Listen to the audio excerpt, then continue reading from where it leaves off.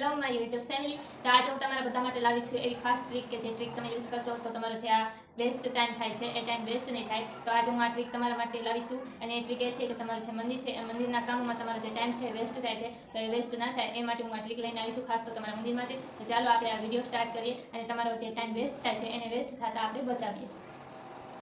તો જે આ વાત છે એને ઇઝીલી અને સરળતાથી બનાવવા માટે આપણે પહેલાં જે આ રૂ છે એની જરૂર તો પડશે જ। એની સાથે આવી છે એવી પાટલી હોય છે તમારા ઘરમાં રસોડામાં જેવી કાંઈ હોય લાકડાની હોય તો લાકડાની એની જરૂર પડશે।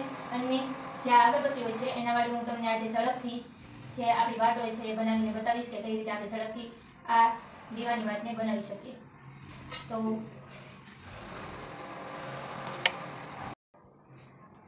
તો ઘણીવાર એવું થાય છે કે જે આપણા ઘરમાં મંદિરો છે ત્યાં આપણે દીવાબત્તી કરીએ છીએ અને એના માટે આપણે આ રૂમમાંથી વાટ બનાવીએ છીએ દીવો પ્રગટાવવા માટે। અને જે આ રૂમમાંથી આપણે વાટ બનાવીએ છીએ એ વાટ બનાવવામાં આપણને બહુ તકલીફ પડતી હોય છે અને આપણો જે ટાઈમ હોય છે એ બહુ વેસ્ટ થતો હોય છે। અને આપણે બજારમાં જે આ વાટ હોય છે તૈયાર મળતી હોય છે એ લેવા જઈએ છીએ તો એ લેવામાં આપણે બહુ જ ટાઈમ વેસ્ટ થાય છે। તો એવું ના થાય એટલા માટે હું તમને આજે બહુ ઇઝી ટ્રીક બતાવીશ કે તમે જે આ વાટ છે એને તમે સરળતાથી અને ઝડપથી કઈ રીતે બનાવી શકો છો।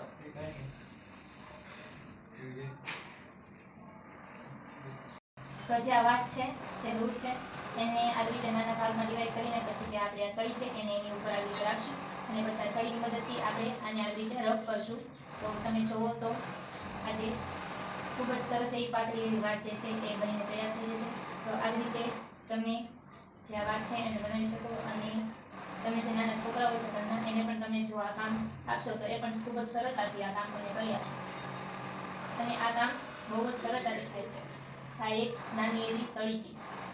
તો આવી રીતે તમે જે વાટ છે એને બનાવી શકો છો, ખૂબ જ ઇઝીલી બની જશે અને તમારો જે ટાઈમ છે એ વેસ્ટ પણ ના થાય।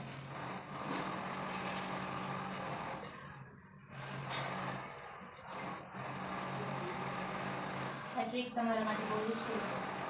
આવી રીતે તમે વાટ બનાવશો તો તમારી જે વાટ છે એ એક સરખી થશે અને પાતળી પણ એવી થશે એક સરખી અને લંબાઈમાં પણ એક સરખી થશે।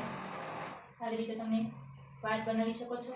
અને બીજું જે છે કે તમે જો ઘણા બધા લોકો ઘરમાં તો એક જણ જે હોય છે એ આવી રીતે રૂને આવી રીતે ડિવાઈડ કરીને પાટલી પર મૂકી દે અને બીજું જે હોય છે એ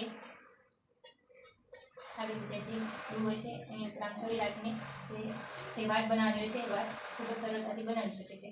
અને 2-3 જણા તમે હો તો આ કામ તમે જોઈ શકો છો તમે ખૂબ જ ઇઝીલી અને ફાસ્ટ ઝડપથી જે આપણી જે વાટ છે મેં આ એક નાની પાતળી અગરબત્તીની સળીથી આટલી બધી વાટ મેં બનાવી છે ખૂબ જ ઝડપથી। તો આ ટ્રીક તમારા માટે ખૂબ યુઝફુલ છે। તો આપણે જે આ વાટ છે પાતળી લાંબી એ તો આપણે બનાવી લીધી પણ બજારમાં જે બીજી ગોળ વાટ મળતી હોય છે એને પણ આપણે આજે બનાવશું। એના માટે પણ મારી પાસે ખૂબ જ સરસ અને ઝડપથી બને એવી ટ્રીક છે।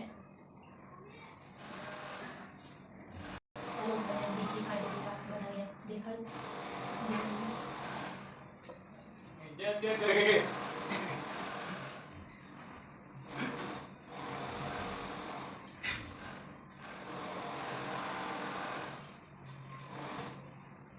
સો આઈ હોપ કે તમને બધાને છે મેં આ બે ટ્રીક કીધી એ ગમી હશે। તો જો ગમી હોય તો તમે પણ આ ટ્રીક તમારા ઘરે યુઝ કરી શકો છો અને તમારો જે ટાઈમ છે એનો તમે બચત પણ કરી શકો છો અને બહાર તમે જશો લેવા તો ત્યાં પણ તમારો ટાઈમ વેસ્ટ થશે જ તે। તો તમારા ઘરના જે 2-3 જણા હોય એ આ કામ કરવા તૈયાર થશે તો તમારો જે ટાઈમ છે વેસ્ટ પણ નહીં થાય। અને જો તમને આ વિડીયો ગમ્યો હોય જો તમને આ મારી જે ટ્રીક છે એ ગમી હોય તો આ વિડીયોને લાઈક શેર કરજો અને મારી ચેનલ છે એને જરૂરથી સબસ્ક્રાઈબ કરીને જજો કારણ કે તમે મારા આ વિડીયો જોઈને તો જો છો પણ મારો જે આ વિડીયો છે એને લાઈક પણ નથી કરતા અને મારી ચેનલને તમે સબસ્ક્રાઈબ પણ નથી કરતા।